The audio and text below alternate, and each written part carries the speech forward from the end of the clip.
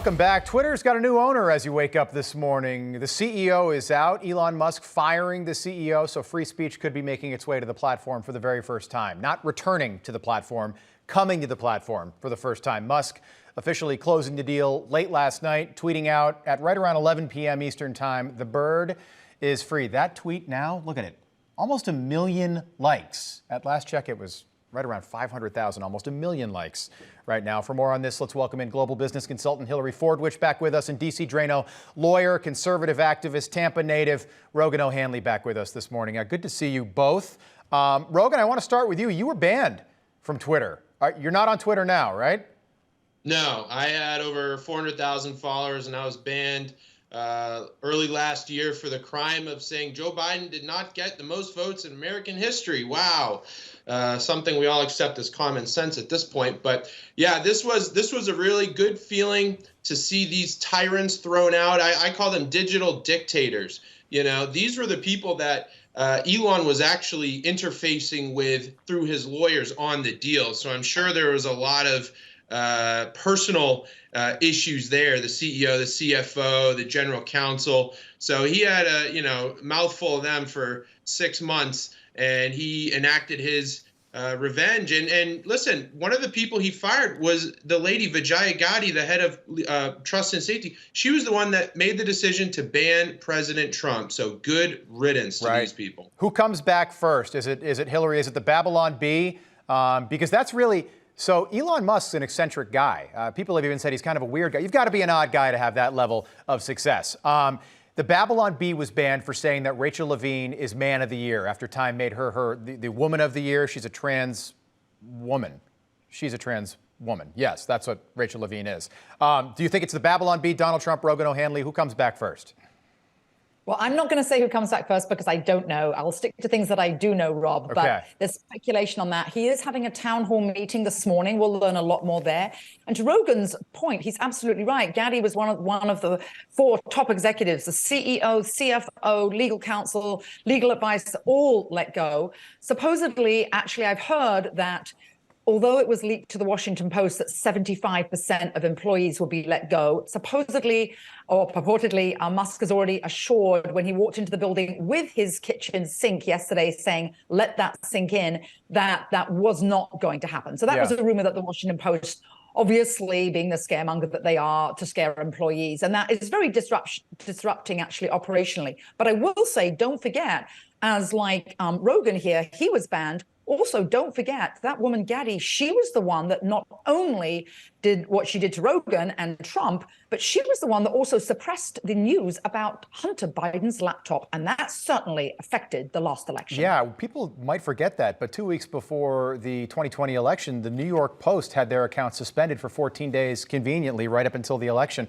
People did not know about the Hunter Biden laptop, and that might have swayed the election one way or another. Don't forget, Joe Biden won. He had a popular vote victory, but it was very narrow in the Electoral College, and that's what counts.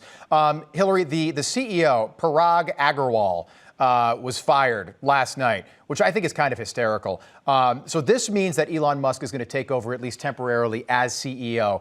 Are conservatives maybe overrating what Elon Musk does to this company? Because I think there's this narrative out there that all of a sudden it's going to be, rainbows and unicorns for conservatives on Twitter now. I'm not sure we're there yet. Well, we can't be sure of anything. As you mentioned earlier, I mean, Musk does all sorts of things. He's now called himself the CEO. Instead of the CEO, he's the chief twit. Actually, twit doesn't seem to be used as much in America as it is in England, which is actually, the idiot. Right. But anyway, chief twit, he'll do a few things. But let's just say this. If he does let Trump back on, of course, he's going to alienate a lot of the population who's not pro-Trump, but also there'll be a lot of people who will return, and also people like Rogan, he will be able to return. So we'll have a lot of truth that will be out there. In addition to, when I mentioned earlier that the laptop from Biden was suppressed, from Hunter Biden, don't forget also Bobolinsky, he was silenced. So there are a lot of voices. I think it will be a healthy place if we are to believe the chief twit from his previous statement that he just released, which is he does want to be the forum for free speech. Okay. What does remain is there are operational financial issues.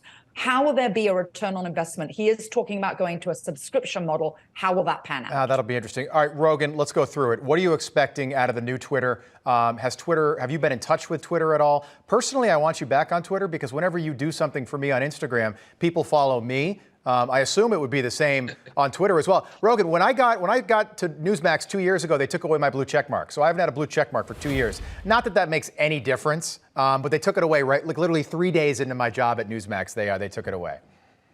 Well, that's unfair treatment. They haven't even given Doug Mastriano, the guy, the nominee for Pennsylvania governor, a blue check on Twitter, which is absurd because they give it to candidates. I have over 2 million on Instagram. I don't have a blue check. It's kind of a sign that you're telling the truth, so people recognize that.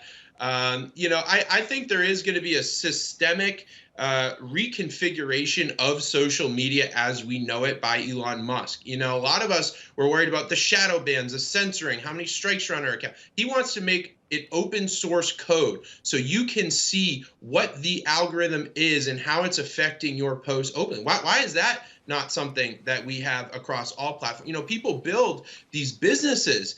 No business can really thrive without a social media presence. And then you have these tech tyrants that can shut you down for usually a mistake, but for any type of slight mistake that, goes against our community guidelines. But I will say one of the guiding principles at Elon, he said, Vox Populi, Vox Dei. The voice of the people is the voice of God. So I'm optimistic about where this is going. I like that, Rogan. Also, and I'm just going to say it, we're 11 days away from the election. It'll be interesting to see if this does have any impact on the election, if we see conservative voices maybe elevated a little bit, or at least to a level even with liberal Democratic voices. Rogan O'Hanley, Hillary Fordwich, enjoyed it as always. Have a great weekend. We'll do it again soon.